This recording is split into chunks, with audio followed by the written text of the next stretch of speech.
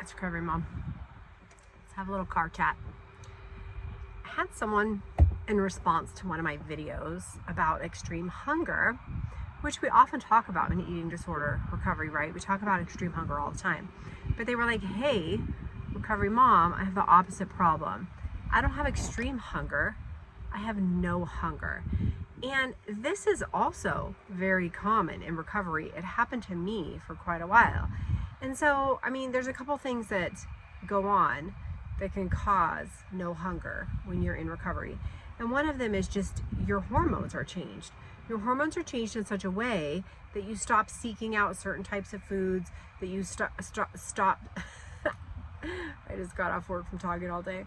You stop seeking out high calorie foods like fats or, certain carbs, super calorie dense foods. We have hormones that make us seek those foods out.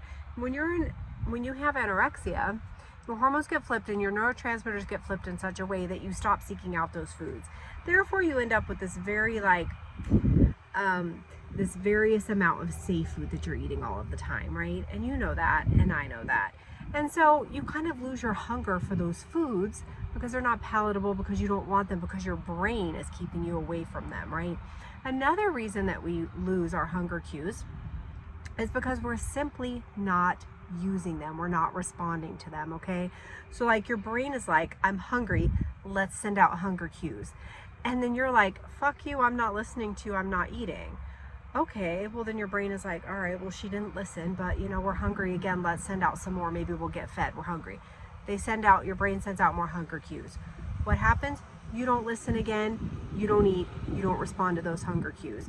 Over time, your brain is like, we're just not going to send them out anymore because it doesn't benefit us. You are in a malnourished state, right? You don't have enough energy to run your body, your liver, your kidneys, your brain, all the things that have to run from the energy you give it, the calories you give it. You're not giving yourself enough calories right now. So your brain has to stop some things. It stops your hair from growing. It stops your nails from growing. Another thing it stops often are hunger cues, because it's like, look, we're wasting energy, we're wasting calories sending out these hunger cues, and this human is not responding to them. This human being is simply not responding. So you know what? We're going to conserve energy, we're going to conserve our calories, and we're not going to send out hunger cues anymore. And that makes sense. That's a smart thing for your body to do when it's trying to survive, when it's trying to stay alive for you, right? It just makes sense. So how do we get our hunger cues back? Unfortunately, it's the most terrifying thing that those of us with an eating disorder have to do, and that is to eat and eat regularly, okay? So when I didn't have hunger cues, I remember being very annoyed.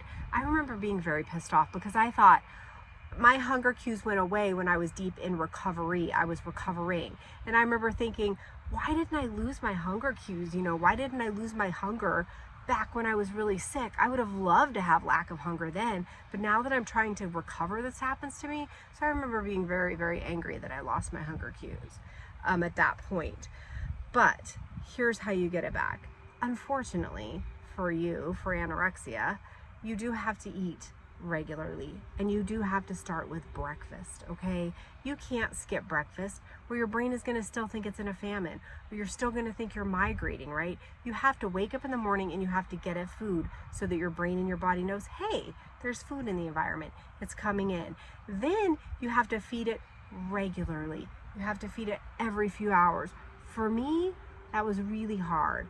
For me, I had to set alarms. So I went on my phone. We all have phones. We all have that alarm spot in your phone. Set alarms for every 2.5 hours.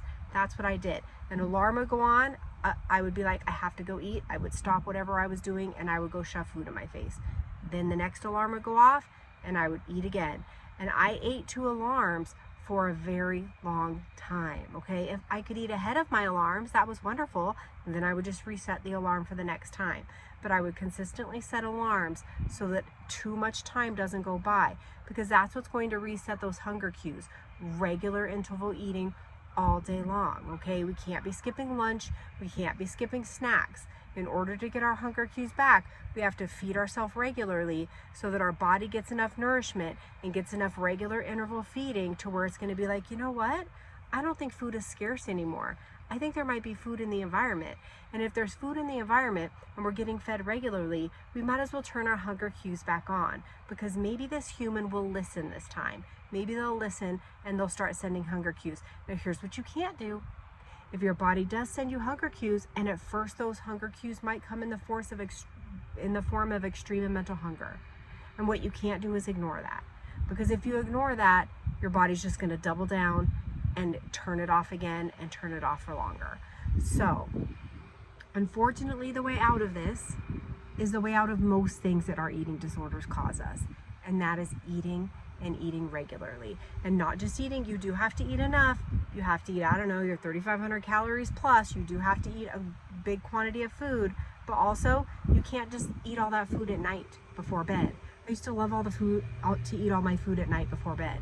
And I would even say, hey, what if I eat all my calories, but I just eat them at night? That's when I like to eat. That's when I want to eat. But that doesn't work. That doesn't pull us out of this, and that doesn't bring our hunger cues back. You have to wake up in the morning and you have to eat.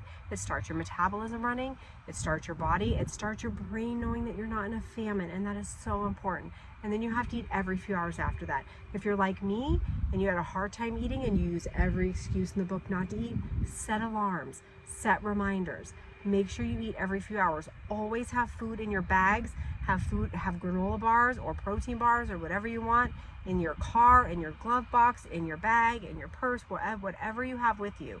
In your nightstand, by the bed. I had food everywhere, because you're going to have to eat regularly and all through the day to turn those back on. And I promise they're not lost forever, right? It's just your body is just trying to save your life by turning those off and conserving energy. But the way to get them back is to eat regularly and enough and all day long, okay? So I hope that helps a little bit.